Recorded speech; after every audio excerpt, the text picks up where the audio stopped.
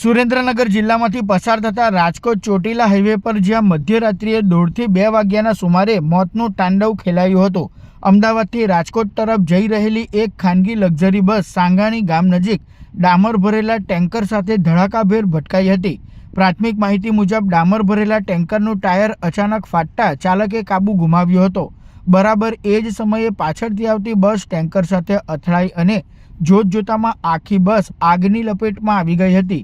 આગ એટલી વિકરાળ હતી કે મુસાફરોને બહાર નીકળવાની પણ તક મળી ન હતી, જેના કારણે 4 કમનસીબ મુસાફરો બસની અંદર જ જીવતા ભૂંજાઈ ગયા હતા। તેમની હાલત એવી છે કે ઓળખ કરવી પણ મુશ્કેલ બની ગઈ છે, જ્યારે અન્ય 10 મુસાફરો ગંભીર રીતે દાઝ્યા છે, જેમને સારવાર માટે રાજકોટ સિવિલ હોસ્પિટલ ખસેડવામાં આવ્યા છે। ઘટનાની જાણ થતાં જ રાજકોટ અને ચોટીલાથી ફાયર ફાઇટરોની ટીમ ઘટના સ્થળે દોડી ગઈ હતી અને ભારે જહેમત બાદ આગ પર કાબૂ મેળવ્યો હતો। હાઈવે પર અકસ્માતના કારણે ભારે ટ્રાફિક જામ સર્જાયો હતો। હાલ પોલીસે ગુનો નોંધી વધુ તપાસ હાથ ધરી છે કે આગ લાગવાનું કારણ માત્ર ટક્કર હતી કે પછી અન્ય કોઈ કારણ।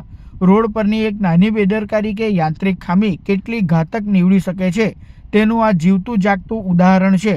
તંત્ર અત્યારે તપાસમાં જોતરાયું છે, પરંતુ જે પરિવારોએ પોતાના સ્વજન ખોયા છે તેમની ખોટ ક્યારેય પૂરી શકાય તેમ નથી।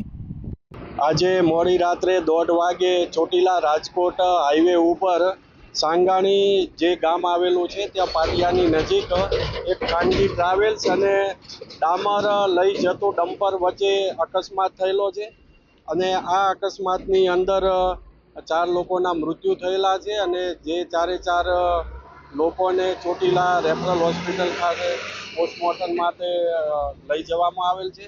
સાથે સાથે નાની મોટી જે ઇન્જરી થયેલી છે તેવા પણ 10 લોકોની ઇન્જરી થયેલી છે। એ તમામને 108 દ્વારા રાજકોટ સિવિલ હોસ્પિટલ ખાતે ખસેડવામાં આવેલા છે અને તમામની સારવાર ચાલુ છે। બસ ક્યાંથી ક્યાં જતી હતી?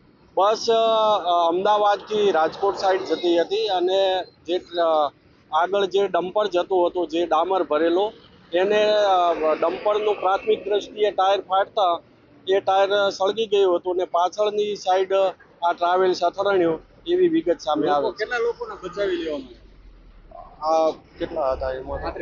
35 થી 40 લોકોને બચાવી લેવામાં આવે છે।